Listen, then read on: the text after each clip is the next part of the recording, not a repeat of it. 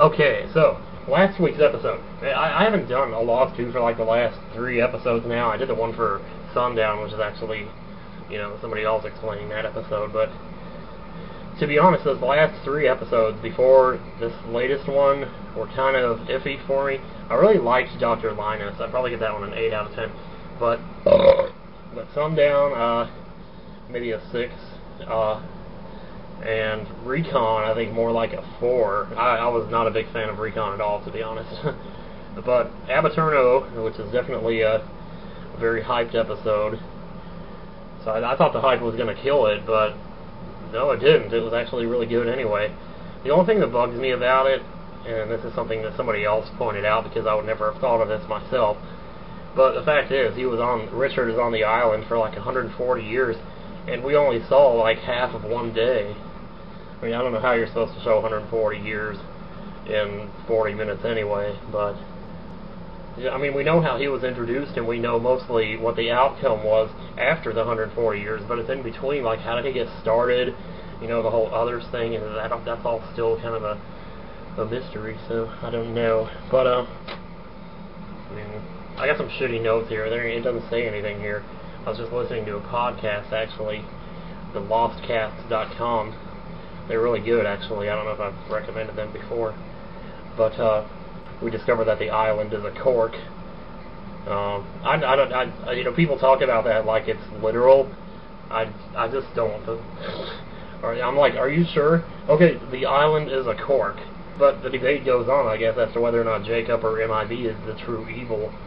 And some people will insist that they're both evil, I guess, but I actually, a lot of people turned more against Jacob after seeing last night's episode, and I actually turned more towards Jacob.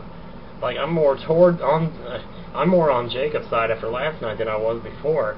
See, there was one particular line that Jacob said in this episode that just made me go, yes, I totally see where you're coming from. And it was just such a true line that I can't even begin to describe to you the orgasm that I had from just seeing what a massively truthful statement it was that he said. People should be given a choice to be good or evil. They shouldn't have to be forced. By me, Jacob is trying to prove that humanity is capable of good. But there's no point, you haven't proven anything if you just force them to be good. I think Lost is trying to tell us something here about what their theory is about God. Because a lot of people who don't believe in God say that he couldn't exist because, well, why doesn't he come down and intervene, when there's so much crap going on in the world?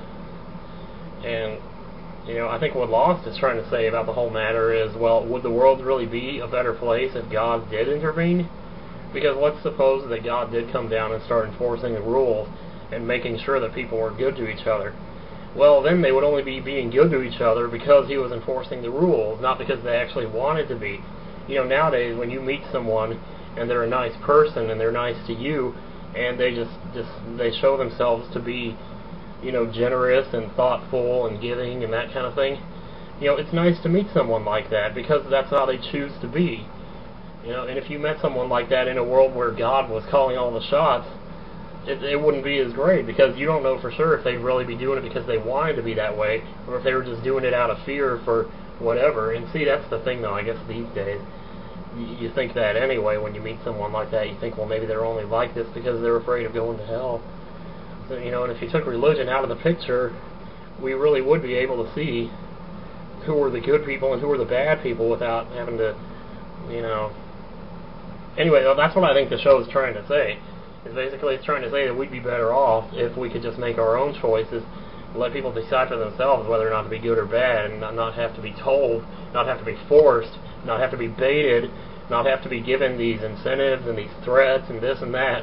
Just let people decide for themselves who they are and what they are, and let them be that. So Jacob is basically saying that people should have free will, that people should operate on their own free will whether or not to be good or evil.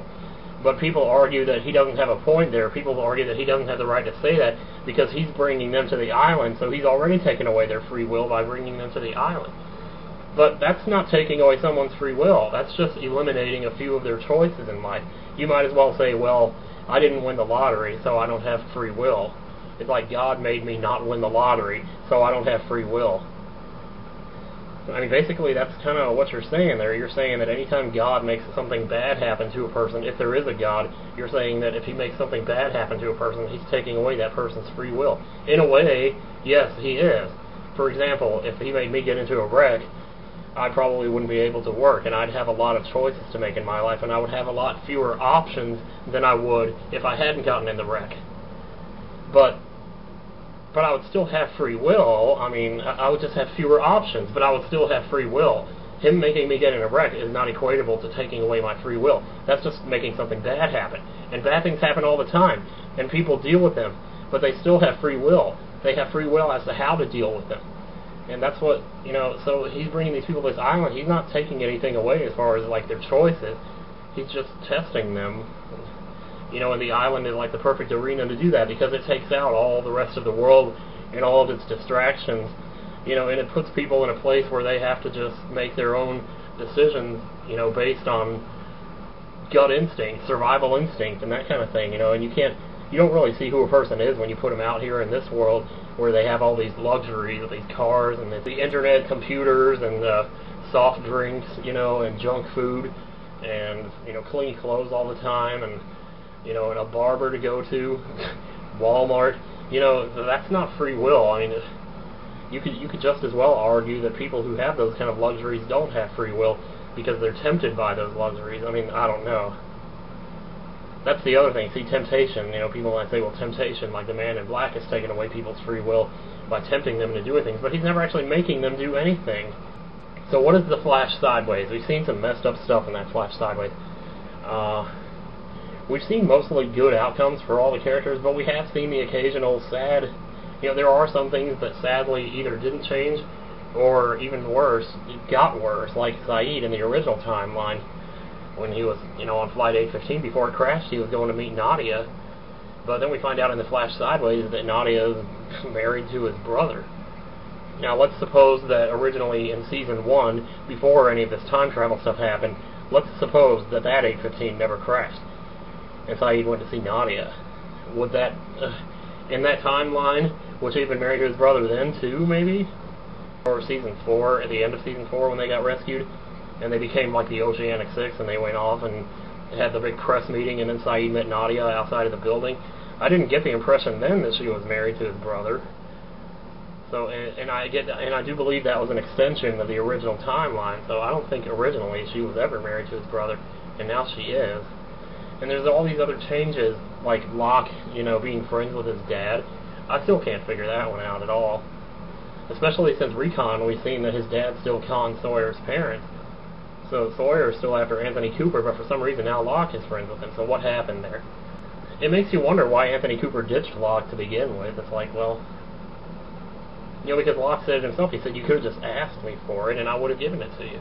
And then we could still be friends. I mean, why did he have to get rid of Locke after that? I mean, did he not feel that he at least owed this man something for what he did? Regardless of whether or not it was his son. I don't know. Why did he ditch him originally? And apparently in this timeline he did. Locke, we don't know yet if Locke gave him his kidney or not. I'm guessing he didn't, but it's entirely possible that Locke gave him his kidney in this timeline, and Anthony Cooper actually showed some appreciation for it, and maybe that's why they're still friends. It's because, I don't know. I always thought that was like one of the happiest moments in the entire series, though, when him and Anthony Cooper are out hunting, and he says, "Good shot, son."